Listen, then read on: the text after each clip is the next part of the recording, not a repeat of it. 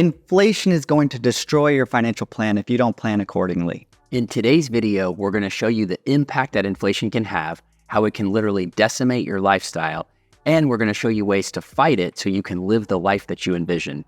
And stay tuned to the end where we're going to coach you on how to calculate for different rates of inflation in your own financial plan. Let's just jump in. Hey, I'm Brad, host of the Retirement Planning Podcast, here today with my man, Matt Callahan. And today we're going to talk about how inflation can destroy your financial plan if you don't plan accordingly. We're going to show you the impact that inflation can have on your life and your lifestyle, but we're also going to show you ways that you can fight it so you can live the life that you envisioned. We're also going to show you how to calculate different rates of inflation for your own personal financial plan so you can live how you want to. So in order to think about inflation, you have to understand the impact it's going to have on your purchasing power. And what we're looking at right here is, what if inflation runs at 3% per year for the rest of your retirement? Recently, it was much higher than that. The Fed is targeting 2% as their goal for inflation. Don't know if they're going to be able to get there. So we're using 3% in this example because it's a fairly safe 30 to 50 year average that you can assume here. So if you spend $5,000 per month today, in 10 years, you really need $6,720 coming in to give you the same purchasing power that $5,000 gives you today. In 20 years, you really need $9,031 to give you that same purchasing power of $5,000 today. And in 30 years, you're really going to need $12,136 coming in to give you that lifestyle of $5,000 today. Now, if you spend more money than this, then the numbers just increase. So this is illustrating that if you don't account for this thing, it's like a runaway freight train that you have to incorporate into your financial plan or it can cripple you.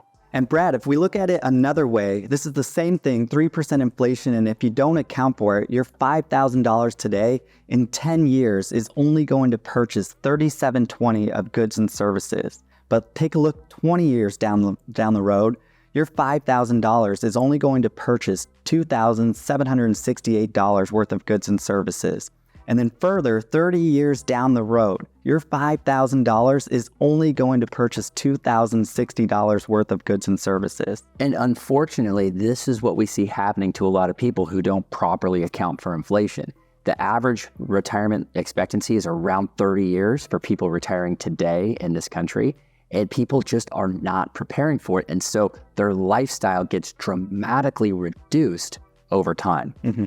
And the other thing you bring up is that people get too conservative too soon with their investments. It's one of the biggest roadblocks that we see is people think that retirement is the finish line. But as you mentioned here, 20, 30, 40 years in retirement, we really do have a long time horizon. So we need to be aware of inflation, what it can do, like we just mentioned here.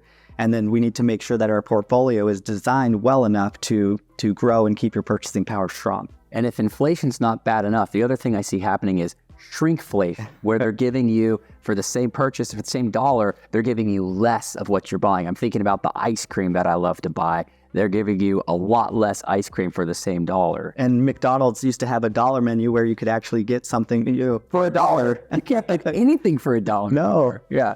So it's clear that inflation is literally the silent killer in your portfolio. Now we're going to show you how to combat it, how to fight it, and how to stay ahead of inflation. Yeah, like we talked about earlier, one of the biggest roadblocks that we see people do is get too conservative too soon in their portfolio. So after inflation and taxes, I just want to show you an example of what 5% growth on your portfolio could look like. So in this example, we're looking at investments starting at $100,000. Getting a 5% return, so that would be $5,000 for the year. And let's just assume that you're in the 24% tax bracket. So that's $1,200 taken off the top of that. So your after-tax earnings on this 5% return is actually $3,800 or 3.8%. So now that's just accounting for taxes. Let's see, with inflation on top of that, you've got your $100,000 plus your after-tax contribution of $3,800.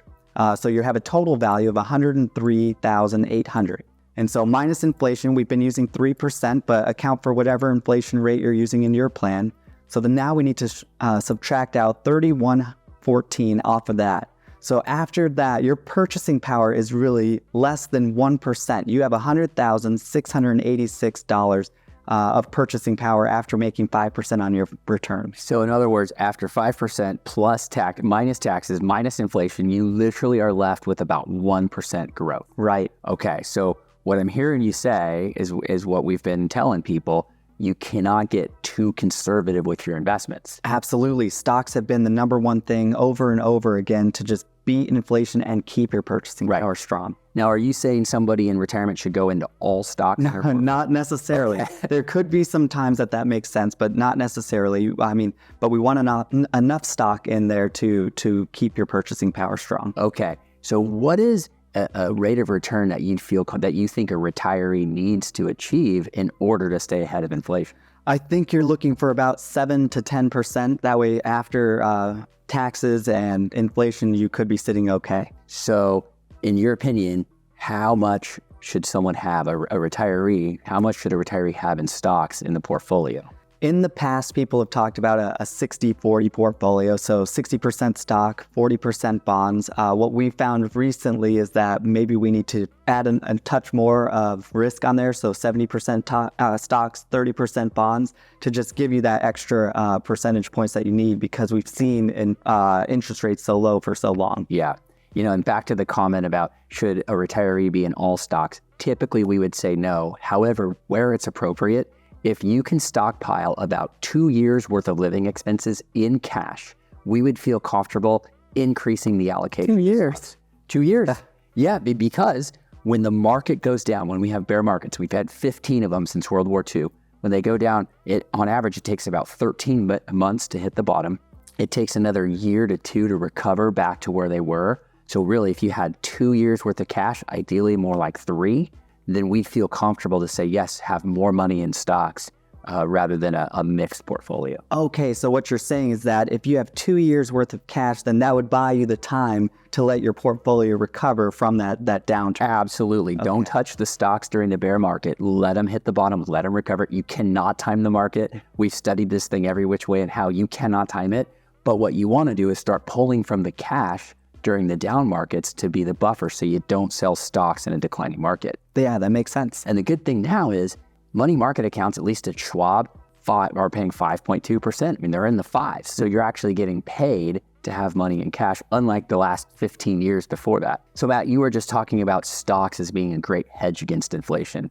What about gold? You hear a lot of people talk about gold and they're asking those questions. What do you think? A lot of people like to use commodities in their portfolios as not correlated to the stocks. So when the stocks are going down, maybe gold is holding its value.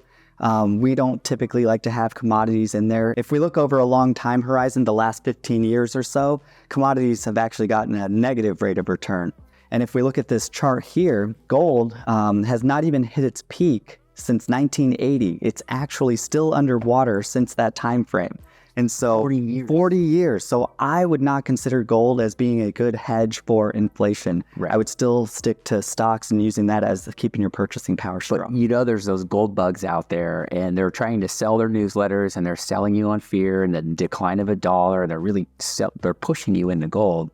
The data shows it's not been as effective a hedge as stocks. So what you saw is pretty typical for people who are doing this on their own, making their own plan, and they're not properly accounting for inflation. So we're going to show you a real life example of people who came to us with the same problem, and we're going to show you the impact that it was about to have had they not made some adjustments. And we wanted to show you this because the impact, these are real dollars. It can put a significant hit on your overall financial plan. It's enough to derail a retirement plan. Right. So failing to account for this is literally going to be crushing to your future. So these are people that weren't accounting for inflation in their plan and were way too conservative in their investments. So we wanted to show them what inflation and the impact it could have on their overall plan.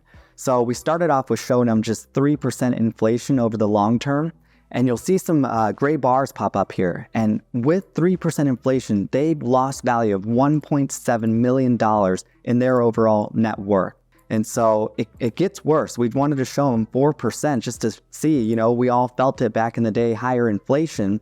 So at 4% inflation, they've lost now 2.8, almost 2.9 million of their overall net worth. And so 5% we wanted to show next, and this really puts a huge hit on their overall plan, almost derailing their plan. They're short $3 million. And so this can really just show the impact, like we've been talking about, how inflation, and if you don't account for it, can really put a damper on your plan. Yeah, and too many people that we're meeting are just failing to properly account for it, and you can literally see how it crushes a financial plan. So it's critical to do this right. So if you made it this far, you probably are wondering, how do you account for inflation in your plan? We're going to show you now. Okay, so in these assumptions that we've been using with inflation at 3%, we're going to show you here's $1 of purchasing power today at 3%. So go to this column. This is a great tool that you can use.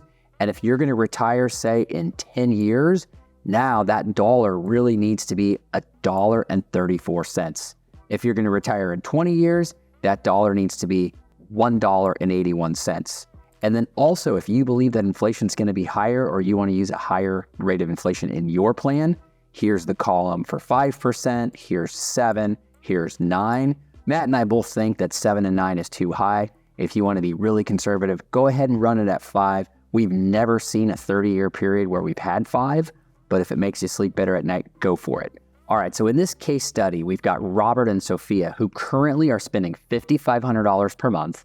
They're not yet retired, they're about to, and they're estimating that they're going to spend in retirement about 80% of current expenses when they retire, which is going to require them to have about $4,400 per month coming in to give them that same purchasing power that they're enjoying right now.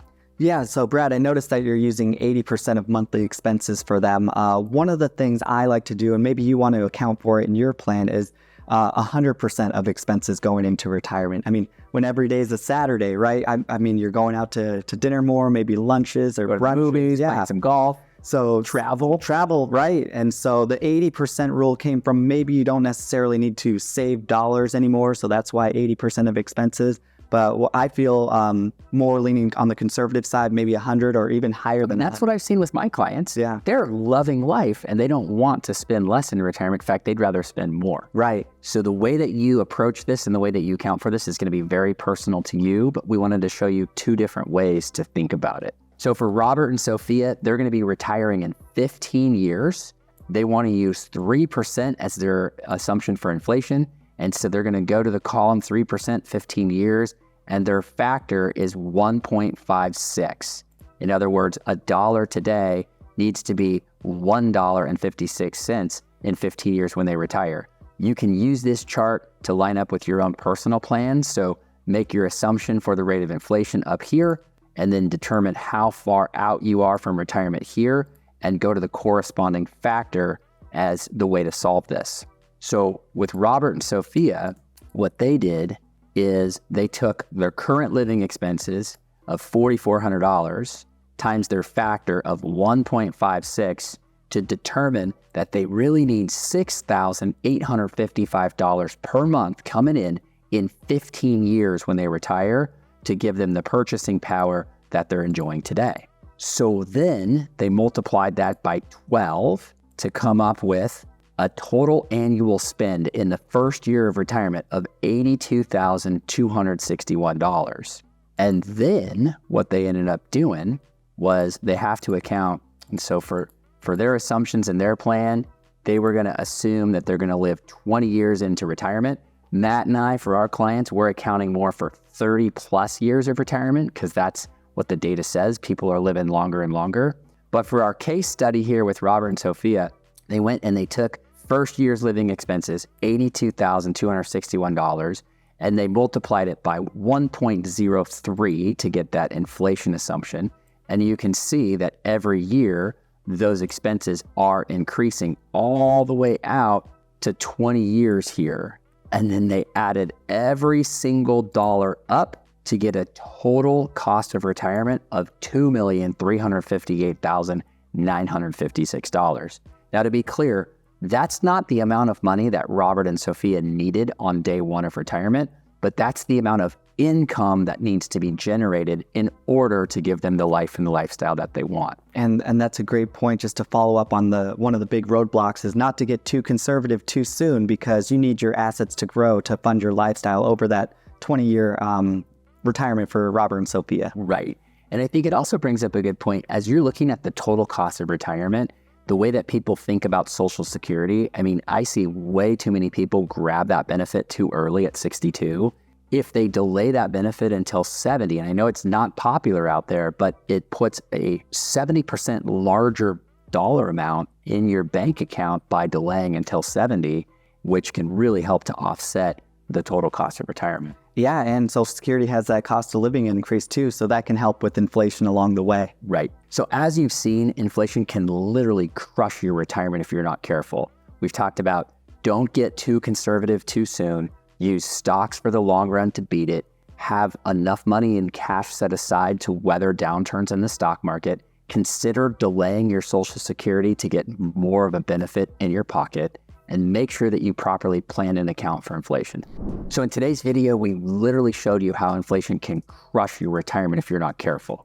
So make sure to keep your financial plan updated so you're accounting for inflation and then also adjusting your portfolio to make your goals and values come to life. Consider investing in stocks for the long run because they handily outpace inflation if you give them enough time. Have enough cash on the sideline to weather those downturns when stock markets get volatile. So be sure to like and subscribe, and we'll see you on the next one.